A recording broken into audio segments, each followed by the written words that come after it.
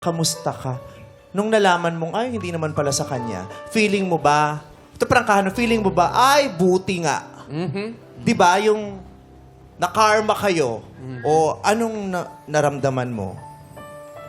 Isa lang pong masasabi ko sa feelings ko.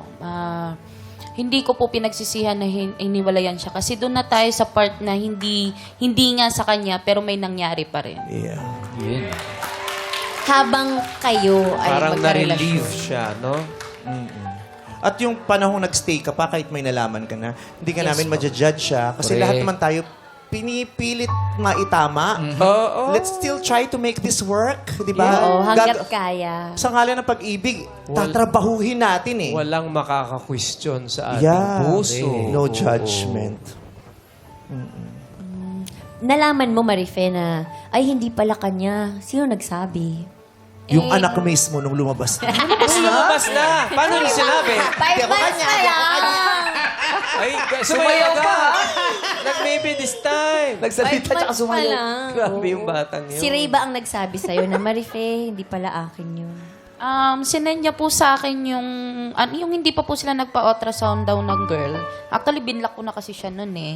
Nung hindi ko pa po siya binlock, sinend niya po sa akin yung screenshot nung kaibigan nung babae at yung combo nila. Na hindi daw, ipasabi kang Ray na hindi sa kanya yung bata. Sinend niya sa akin, pero siyempre ako, sa ngalan na niloloko tayong mga babae, parang ayaw na po natin maniwala sa kahit isang Kasi dumaan na tayo, niloko na tayo eh. Parang napapraning na tayo pagdating sa... Trauma. Yun din, Kahit yung- nagsasabi pa siya ng totoo. Yung praning, di ba, minsan masakit masabihan, kasi praning ka eh. Pero hindi mo na-realize, nagkaganito ako dahil dun sa ginawa mo sa akin. Hindi ko piniling mapraning, Aha. Walang taong gustong mapraning at makaramdam ng kapraningan, maya't maya. Totoo. Pero dahil sa ginawa mo, na-develop to sa katawan Okay. ko. Kaya hindi para isisi mo sa aking praning ako. Yung ganun. Ikaw, kamusta ka, Ray. Ray.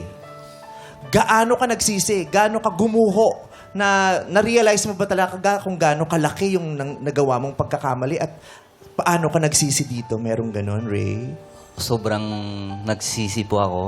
Alam mo yung habang nagmamaneho ako, masasalpok na ako eh. Naku, wag naman sana. Ayaw naman natin wali. umabot Talagang- sa ganon. Sa hero mo. Talagang darating po sa ganun kasi sobrang mahal ko po siya. And then, dumating pala ding time na niluloko lang din pala ako. And lahat ng yun, di ko naman po talaga sinasadya yun. Nangyari lang. Nakahingi ka na ba ng tawad Yun sa lang, kanya? yung hindi sinasadya. Paano Marife? namin sasabihin Nangyari lang. Paano hindi sinasadya? Nasaan ba kayo nun? Paano yun? Paano hindi sinasadya? Natanggalan ka ng malay? Uy! Ikaw naman kasi. Halika na. Buntis ako. May tanong ako, yung bang ganong pagkakataon, ano bang tawag doon? Karupukan o kapuso? Karupuk. Oo, kahinaan. Karupukan, kapusukan. Kahinaan. Kadimonyohan. Kasi nadimonyo. Di ba tanggapin natin, may kahinaan tayo na sinasamantala ng demonyo at Yes. dinidemonyo tayo at bumibigay tayo doon.